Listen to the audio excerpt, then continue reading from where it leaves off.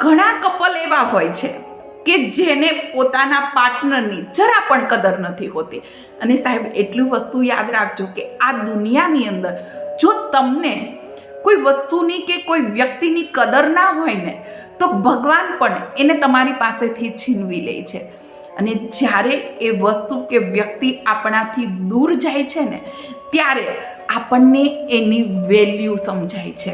આ દુનિયાની અંદર પતિ પત્નીમાંથી કોઈ પણ એક વ્યક્તિ જ્યારે હયાત નથી રહેતું ને તો બીજા પાત્ર માટે જીવવું બહુ મુશ્કેલ થઈ જાય છે.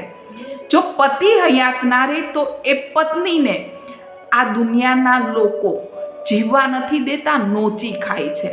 અને જો પત્ની હયાત ન રહે તો એ પતિને ટકનો રોટલો મળવો પણ મુશ્કેલ થઈ જાય છે. સાહેબ આ દુનિયાના બધા સંબંધો એક તરફ, પતિ પત્નીનો એક સંબંધ એવો છે કે જે અંત સુધી તમારો સાથ નિભાવશે. એટલા માટે તમારું પાર્ટનર જો હયાત છે ને તો એની કદર કરી લ્યો, એની વેલ્યુ કરી લ્યો, જેથી અંત સુધી ભગવાન તમને એની સાથે રાખે.